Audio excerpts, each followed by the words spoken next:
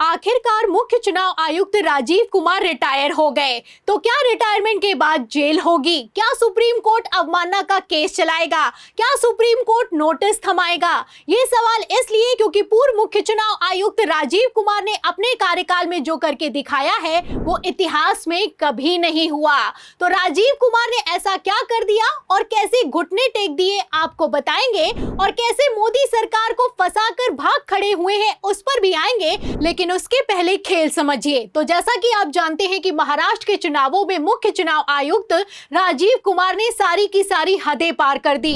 दशकों से चले आ रहे नियम को पलट दिया और कहा कि प्रत्येक पोलिंग बूथों पर 1200 नहीं बल्कि 1500 मतदाता वोटिंग करेंगे। अब इसी को लेकर बवाल खड़ा हुआ। सवाल किया गया कि जब अभी तक कोई जनगणना हुई नहीं है और इनके पास कोई डेटा है नहीं, तो आखिर कैसे प्रत्येक पोलिंग बूथ पर वोटर्स की संख्या को बढ़ाया जा सकता है? फिलहाल जब इस पर चुनाव आयोग ने किसी तरह का कोई जवाब नहीं दिया तो सुप्रीम कोर्ट में याचिका दाखिल की गई, और इस याचिका पर किसी और ने नहीं, खुद सीजीआई संजीव खन्ना ने सुनवाई की। और सुनवाई करते हुए चुनाव आयोग से सवाल किया कि आखिर कैसे मतदाताओं की संख्या को बढ़ा सकते हो।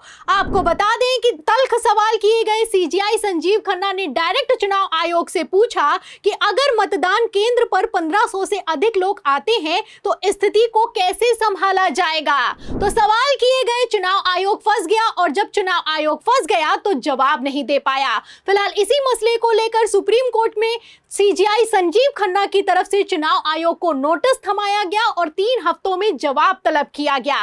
कहा गया कि अगली सुनवाई तो तभी होगी जब चुनाव आयोग जवाब देगा, और अगली सुनवाई 27 जनवरी को होगी। तो तारीख को भी मुकर्रर कर दिया गया, लेकिन चुनाव आयोग ने इन सब के बावजूद किसी तरह का कोई जवाब नहीं दिया। आप देख सकते हैं कि कैसे चुनाव आयोग अपने ही बनाए जाल में बुरी तरीके से फंस गया। भारत के इतिहास में ऐसा पहली बार हुआ कि सुप्रीम कोर्ट के नोटिस को चुनाव आयोग मानने के लिए तैयार नहीं है। 3 हफ्तों में जवाब तलब किया गया था, लेकिन मुख्य चुनाव आयुक्त राजीव कुमार ने किसी तरह का जवाब देना तक जरूरी नहीं समझा।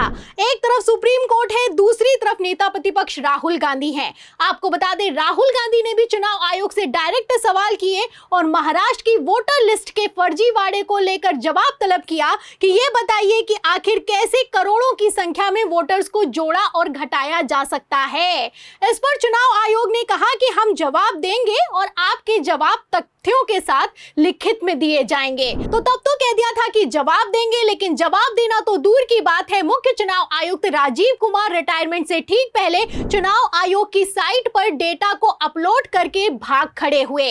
आपको बता दें कि जाते जाते चुनाव आयुक्त की तरफ से डेटा को अपलोड किया गया और खबर निकलकर सामने आई कि महाराष्ट्र के चुनावों में आखिर के 1 घंटे में 76 लाख से ज्यादा मतदान हुआ है। अब जैसे ही खबर निकलकर सामने आई, बवाल खड़ा हो गया। सवाल किया गया कि आखिर ऐसा कैसे हो सकता है कि महाराष्ट्र के कुल वोटर्स की संख्या का 12% आखिर के 1 घंटे में वोटिंग कर देता है। आपको बता दें, चुनाव आयोग से जवाब मांगा गया, आरटीआई में पूछा गया, लेकिन चुनाव आयोग ने कह दिया कि हमारे पास वो डेटा उपलब्ध नहीं है जिसकी जानकारी आप मांग रहे हैं। मतलब चुनाव आयोग किसी तरह का एक तरफ जवाब देने के लिए तैयार नहीं है, दूसरी तरफ उसके पास टोकन तक नहीं मौजूद है, ये बताने के लिए प्रूफ तक नहीं मौजूद है कि आखिर के घंटे में 76 लाख की वोटिंग को आखिर कैसे करवाया गया। फिलहाल इसको लेकर भी बॉम्बे हाई कोर्ट में याचिका दाखिल की गई, और जैसे ही याचिका दाखिल की गई चुनाव आयोग को नोटिस थमाते हुए जवाब तलब किया गया। अब इस नोटिस पर भी चुनाव आयोग भाग खड़ा हुआ। मुख्य चुनाव आयुक्त राजीव कुमार ने किसी तरह का कोई जवाब नहीं दिया। तो आप देख सकते हैं कि एक एक नोटिस अपने आप में साफ करता हुआ नजर आ रहा है कि किस तरीके से मुख्य चुनाव आयुक्त बचते बचाते हुए निकलते यहां पर नजर आए हैं। आखिर पहले क्यों नहीं जवाब दिया, सवाल खड़ा होता है, और आखिर क्यों जाने से पहले डेटा अपलोड किया, इस पर भी बड़ा सवाल खड़ा होता है। फिलहाल मैं आपको बता दूं कि यहां पर बात सिर्फ महाराष्ट्र के चुनावों की नहीं है, हरियाणा के विधानसभा चुनावों में तो हद पार हो गई। सुप्रीम कोर्ट की गाइडलाइन कहती है कि अगर दूसरे और तीसरे नंबर के प्रत्याशी को शक है कि ईवीएम में धांधली हुई है या फिर कि वोटों की चोरी हुई है, तो वो अपने खर्च पर ईवीएम का वेरिफिकेशन करवा सकता है। कांग्रेस ने करवाया, कांग्रेस ने पैसे भी जमा कर दिए। खबर भी निकलकर सामने आई कि 9 पोलिंग बूथों पर ईवीएम का वेरिफिकेशन होगा, लेकिन वेरिफिकेशन करना तो दूर की बात है, चुनाव आयोग के अधिकारी आए और ईवीएम से डेटा को डिलीट करने लगे। अब इसी पर कांग्रेस का प्रत्याशी भड़का और कहने लगा कि डेटा कैसे डिलीट कर सकते हो, हमें जो डेटा मौजूद है उसको गिनकर दिखाना है, मॉक पोलिंग नहीं करनी है। फिर भी चुनाव के अधिकारियों ने एक ना सुनी। अब इसको लेकर भी सुप्रीम कोर्ट में याचिका दाखिल की गई। कांग्रेस भी सुप्रीम कोर्ट में पहुंची और एडीआर ने भी याचिका लगाते हुए कहा कि जो सुप्रीम कोर्ट की एसओपी है, सुप्रीम कोर्ट की गाइडलाइन है, उसके तहत चुनाव आयोग काम नहीं कर रहा है। आपको बता दें, सीजीआई संजीव खन्ना के सामने जैसे ही ये मामला आया वो हैरान रह गए। उन्होंने भड़कते हुए कहा कि आखिर डेटा कैसे डिलीट कर सकते हो। चुनाव आयोग को सख्त आदेश पारित किया जाता है कि ना ही कोई डेटा डिलीट होगा, ना ही कोई डेटा अपलोड किया जाएगा, और तो और नोटिस जारी किया जाता है कि जवाब देकर बताओ कि आखिर क्यों डेटा को डिलीट किया गया है। आपको बता दें, इस पर चुनाव आयोग की हालत खराब हो गई और इतनी ज्यादा हालत खराब हो गई कि मुख्य चुनाव आयुक्त राजीव कुमार ने तो पल्ला झाड़ लिया। फिलहाल जैसे हरियाणा में हुआ है, महाराष्ट्र में हुआ है, इतना तो साफ है कि मुख्य चुनाव आयुक्त राजीव कुमार अपनी जिम्मेदारियों से भाग खड़े हुए हैं। अरे जिम्मेदारी तो छोड़िए, यहाँ पर तो सवालों और नोटिस तक के जवाब नहीं दिए गए हैं। फिलहाल अब बयान निकलकर सामने आया है और मुख्य चुनाव आयुक्त राजीव कुमार ने रिटायरमेंट के बाद कह दिया है कि मैं 6 महीनों तक हिमालय में रहूंगा, और राजीव कुमार का कहना है कि खुद की शुद्धि के लिए ये करना जरूरी है। अब यहाँ पर भी सवाल खड़ा होता है, अगर आपने कोई गलती नहीं की है तो शुद्धि किस बात की जा रही है।